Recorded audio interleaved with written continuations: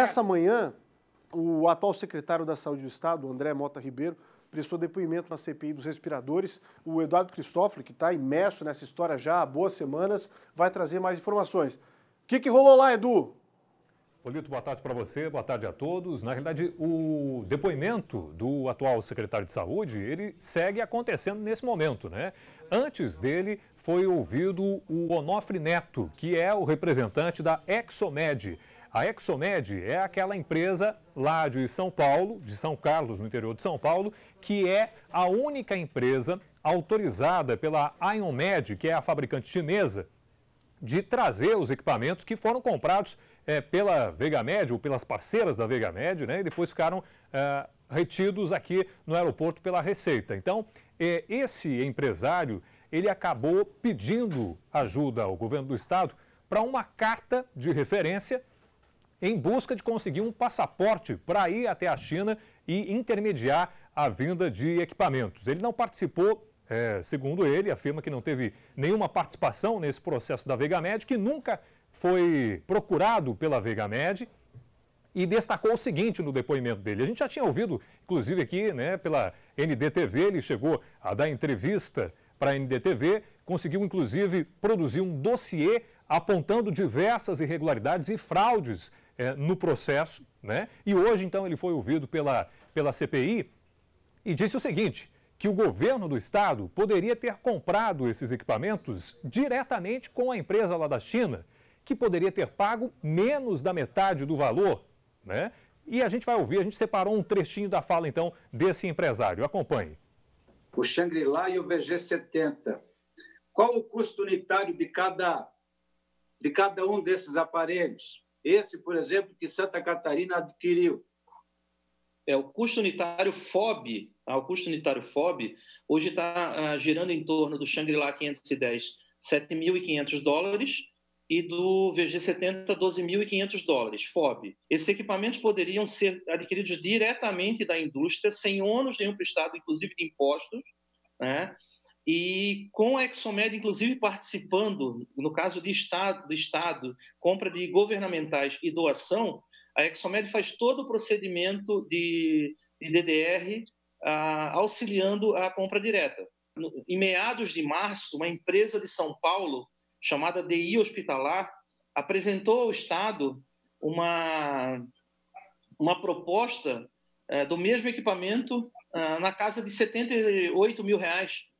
O mesmo equipamento, dias antes do fechamento com a Vegamed, para 200 unidades. Essa foi uma fala dita pelo seu Onofre Neto, empresário de São Paulo, que representa a fabricante chinesa, agora há pouco na CPI dos respiradores. Veja, ele destaca que teve uma oferta de R$78 mil por equipamentos que o governo do estado pagou R$165 mil. E você ouviu na fala dele dizendo que o governo do estado poderia ter comprado diretamente, ou seja, tem alguns impostos aí embutidos que o governo do estado não pagaria. Então, poderia ter comprado por menos de R$78 mil. Na fala dele, logo a seguir, ele também destaca, né, na visão dele, que houve sim fraude e superfaturamento. Acompanhe. Esse processo está errado do começo ao fim, né, deputado? Esse processo ele foi gerado com um único objetivo. Alguém ter lucro em algum lugar, porque eu não consigo acreditar que o Estado de Santa Catarina tem um sistema tão frágil de acompanhamento de compras e licitações que permita o cara da esquina não conseguir vender 100 salgados para fornecimento do pessoal da área da saúde e permita o pagamento de 33 milhões antecipado. Então, na sua opinião, aí, pela sua experiência, houve um superfaturamento? Existe um superfaturamento, sim. Mesmo pela época, existe um superfaturamento e o processo está todo errado do começo ao fim. Bom, aí ele foi questionado como é que ele veio parar na Defesa Civil aqui de Santa Catarina. Ele explicou que ele é catarinense, que a empresa dele nasceu em Navegantes e depois acabou sendo transferida para o interior de São Paulo. Disse que já negocia com outra empresa catarinense há muitos anos e que foi em função dessa parceria com a Orto Medical, que é aqui de São José, que ele veio parar aqui, né, numa reunião com a Defesa Civil. E para que seria essa reunião? Bom, além de comprar equipamentos, estava em negociação também com o governo do estado o aluguel de equipamentos, que seria feito via essa empresa aqui de São José. E como ela é parceira dele, ele veio até aqui, então, pedir essa carta de referência para conseguir um passaporte especial e conseguir viajar à China. E no depoimento dele, é isso que ele explica, que foi nessa reunião que ele então ficou sabendo que alguém tinha comprado equipamentos lá da empresa chinesa sem passar por ele. E aí ele destaca que avisou a Secretaria de Saúde que essa compra não estava adequada e que esses equipamentos possivelmente não seriam entregues. Isso no dia 2 de abril, no dia que os 33 milhões foram depositados para a Veigamed. Acompanhe. Eu, infelizmente, estava no local errado, na hora errada. Eu precisei viajar para a China, porque a China havia fechado as fronteiras dela para os passaportes comuns, e a Exomed viaja para a China desde 2009, com relações comerciais com a China.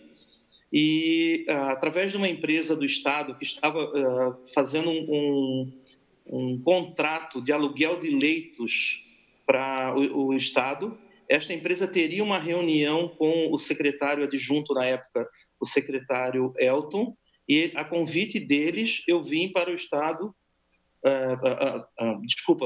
secretário adjunto, doutor André Mota. Tá? Eu vim a convite deles para o Estado no dia 2 de abril para participar dessa reunião, onde eu estava solicitando o apoio do Estado para a emissão de uma carta referenciada para eu conseguir na Polícia Federal tirar um passaporte oficial, especial.